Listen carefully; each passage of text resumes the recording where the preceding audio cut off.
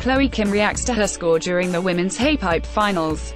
Gregory Bull, Associated Press, PyeongChang, South Korea. The gold medal had been secured, the desire to eat a breakfast sandwich had been conveyed to the world, and the starburst had been completed. She stood at the top at PyeongChang halfpipe and had only one thing left to do, the thing she loved most, the most peaceful thing in a 17-year-old life about to be upended, to never again be the same. Chloe Kim had to perform. For competitive purposes, the final run Kim took down the halfpipe meant nothing. For artistic and athletic value, it carried historic weight, both for punctuation and invitation. It stamped her, even at the start of her career, as a groundbreaker, one of the most talented snowboarders in the sport's history. It begged other girls all over the world to join her. Look at what you can do, look at all the grand possibilities, when you strap a high-tech plank to your feet. The coronation of a new American Olympic darling occurred here late Tuesday morning. Kim entered these Olympics as an overwhelming favorite in women's halfpipe, with many snowboard enthusiasts convinced she could have won gold 4 years ago, at age 13, had she not been too young to compete in Sochi. But the expectation could not diminish the thrill of watching Kim twirl and spin and take the sport to new places. Kim's first run, which scored a 93.75, guaranteed her first place. She spilled in the middle of her second run, which left her kind of annoyed. On her third run, she executed 3 spins on the left side of the halfpipe, whooshed up the other wall and pulled off the same trick on that side. The crowd roared and shrieked. Kim had become the first female to land consecutive 1080s in the halfpipe at the Olympics. The run earned her a 98.25, more than 8 points clear of Chinese silver medalist Liu Jiayu. I knew if I went home with the gold medal knowing that I could do better, I wasn't going to be very satisfied. Kim said. That's the situation. I did put down a really good first run, but I was like, I can do better than that.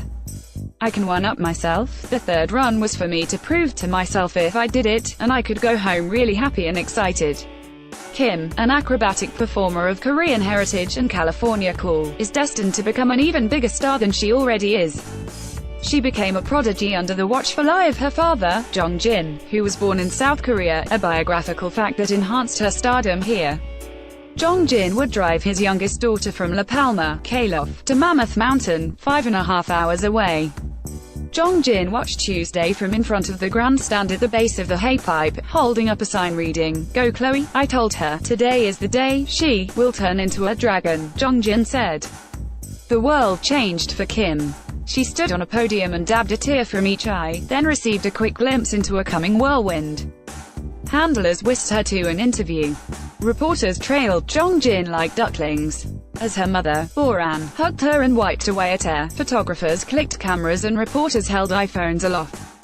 She navigated a gauntlet of TV interviews and a maze of reporters. I don't really know what's happening, and I'm actually feeling a little anxious right now. Kim said.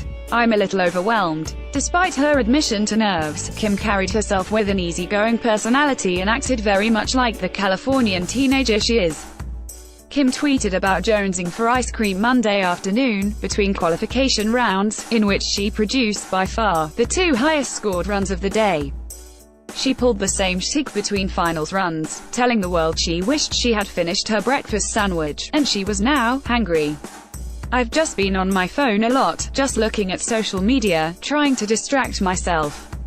Kim said. When I get drug tested, I'll be doing the same thing, because I'll be nervous when I'm getting drug tested, because there's a stranger watching me go to the bathroom. But it's Kim's athletic charisma and jaw-dropping talent that makes her most appealing. Even to a broad audience with scant snowboarding knowledge, her surpassing ability is obvious. She achieves more amplitude on her jumps, packs more spins and flips into them and lands her board back on the ground like a feather. Her place in the sport will be pivotal. It may have been the final Olympics for 5-time Olympian Kelly Clark, the 34-year-old standard-bearer. She won her only gold medal at the 2002 Olympics but remained at the top of the sport long enough to miss out, just barely, on her 4th podium Tuesday. If I did the run I won within Salt Lake, said Clark, who finished 4th, I wouldn't even make a final today. American Ariel Gold, who won bronze with an audacious and flawless third run, called it the most progressive contest we've ever seen. It just shows you the direction women's snowboarding is going to go. Kim is at the vanguard, with a new world about to open to her, so many more possibilities. Just minted gold medalists are often asked a version of the same question: what would you tell people like yourself but younger? Less than an hour after her defining run, Kim nodded along as a reporter asked it of her. "I'd say do whatever you want," Kim said. "I think I was so fortunate to find my passion and the thing that brought me so much joy at such a young age.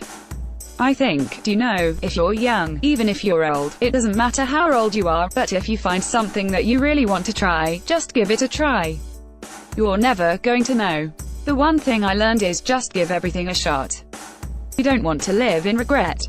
She had nothing to regret Tuesday. On a dazzling morning, bright sun reflecting off pristine snow, people from 2 nations screaming for her. There is so much Chloe Kim will have to navigate in coming years, but the joy of getting to perform will never grow old.